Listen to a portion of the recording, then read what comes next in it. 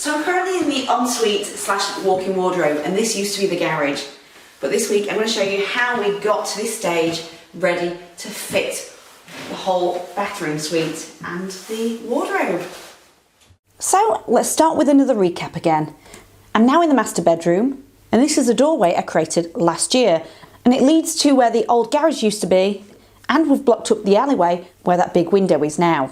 And we had to put concrete foundations right in front of it because that's where the patio used to be. And that space had also been divided with breeze blocks, and the brickie had put some bricks all the way around it for damp proof, of course, to go on top. And then we're going to build a studded wall to go all the way around. And first things first, I am sweeping all the rubbish away. Yes, I just wanted to treat myself to a builder's hat. And to stick the damp proof course down, I'm using contractor's silicone and applying a zigzag bead until I get to the very end. I did this in sections. Now, I'm sure damp proof course comes in narrower pieces, but this is the roll that we had. So I'm now placing it along the top and pressing it down. But my dad did stress not to have this touching that brick wall behind it. So after cutting and sticking that piece down, I repeated the same thing for the back. Although I had to cut a flap out for this section here, and then repeated with the other side. And now I'm measuring the length of one of the sides of this wall. My dad's got the tape measure at the other end, and this is the length we'll need for one of the structural timbers. And to find out where I needed to position each upright length, I'm now measuring the width of the plasterboards. And that's because each time we put a plasterboard up, we need to make sure it's going to be in the middle of each of those battens. That way we can screw them to it. So I'm measuring exactly the same way as we did in our partition wall a few months back, and that's 2 structural timbers stacked on top of each other, one that's going to be at the top, the other for the bottom, and then measuring what's left of it from the top of the ceiling to the top of the studs while they're stacked up. So I'm cutting those lengths on the miter saw, and to help us build that away from the wall, we're propping on bricks and screwing the battens to the base section.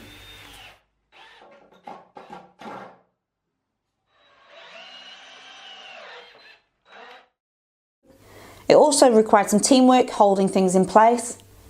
And before placing our studded frames on top of that damp proof course, I'm applying that silicone on top of it and then put the frame on top.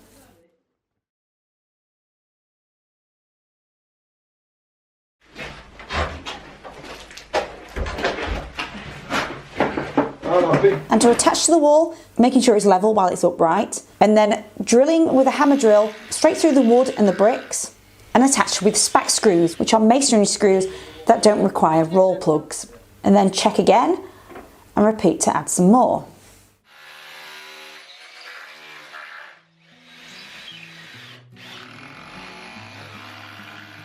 So once we'd built that first one, we'd then repeat the same method with the opposite wall. But this time we had to work around the windows, creating a box section to go underneath the large window and accommodate around the smaller window. By the way, if you didn't catch my video last week on how I fitted those windows, I'll leave a link to that below.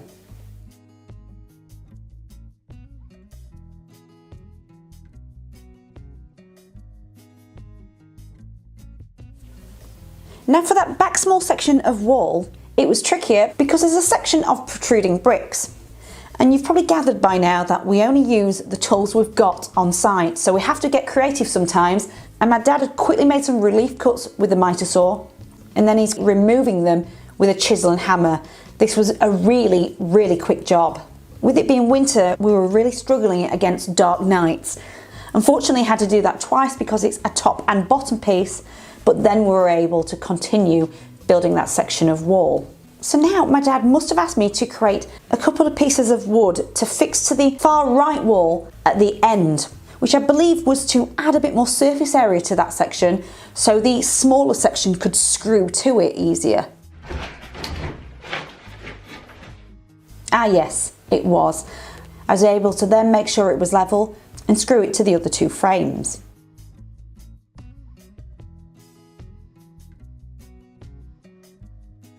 Then for the final job that day, we screwed the top of the frames to the studs on the existing roof. Now I'm not going to talk about insulating the framework yet because we purposely left it exposed for the electrician to do his thing. So we're now working on a floating floor. So we've got this black poly sheet placed down and it's been tucked underneath all of the damp proof course. And the sheets were cut down and it had some polystyrene sheets placed underneath as well. And that's because it needed building up slightly to make sure it was in line with the existing bedroom floor.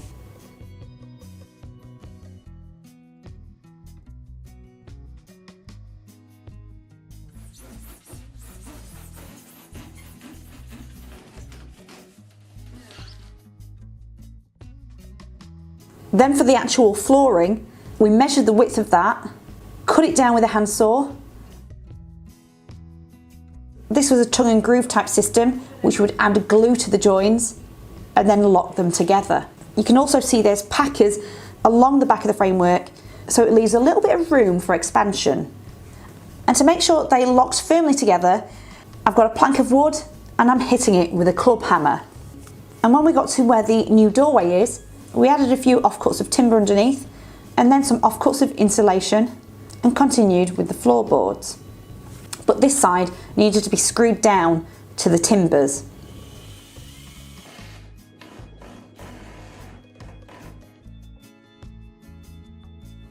Then to create some noggins, this is one of my favourite words in woodworking, and I'd measure and cut loads of pieces with the mitre saw, and for now we'd just place them where they needed to go before we started hand sawing all of the insulation.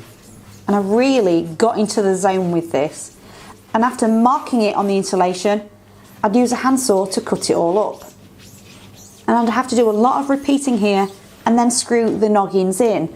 And because they're all the same height, I'd sometimes have to go at an angle from the opposite side.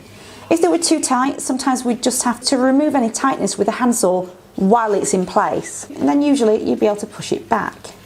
So now it's finally 2020, and some of the work that had to be done while we weren't there were the electrics. Oh, and I completely forgot, we decided to put a partition in the middle. As you must have noticed, we took 2 days as a team making sure we plasterboarded everything else. Also, what my dad had done while we weren't there was build the framework for the roof and made sure it was level, because the original roof here is a sloping roof. And it also meant we had to put some packers in. We've just got wood offcuts, and we're making sure it's level and screwing through the framework, through the packers, and then the old wooden roof above. Also, we've had the building inspector here a few times while we've been doing work, and he said we needed to put a bead of silicone around the windows on the brickwork and then stick sheets of damp-proof course there. So I did that for both of those windows. But it's a good idea not to put them in too far back, because by the time you come to put your insulation in, you don't want to push it backwards. So I had to be very careful. And then we finally moved on to the plasterboard. I have to say, attaching plasterboard to the ceiling was not my favourite job. It required 4 of us. That was 2 people to hold it up either side, me being available to pass the screwdriver, or for example, threading through the lighting cable. And then if you remember, about every 6 inches, we'd fix to the framework with drywall screws. Also, don't forget to mark exactly where your studs are, and then you know your screws are definitely going to attach to the battens.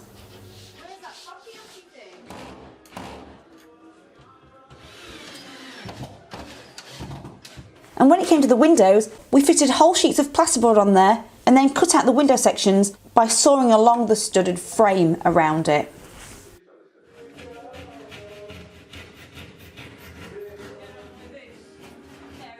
And because it is a bathroom, something that had to be sorted out was doing a little bit of planning of where the hot and cold pipes were going to go. So at the moment they've cut some lengths, threaded it along the ceiling and then all the way down to behind the studded wall. And then we could work around them with plasterboard. They're also insulated as well. And do you want to change it to that drill bit? Is it here, Vicky? You haven't got a battery in that, you know. Oh, and not forgetting a hole for the radiator pipe. And another key thing that I had to do was measure and cut bits of plasterboard so we could create a nice windowsill. So here's a little tour of how it looks, and I can't wait to get stuck in on learning how to fit a toilet, a sink and a shower system, and then the walk-in wardrobe. Anyway, hopefully you found this useful. Drop me a question if you've got one, and I'll see you next week.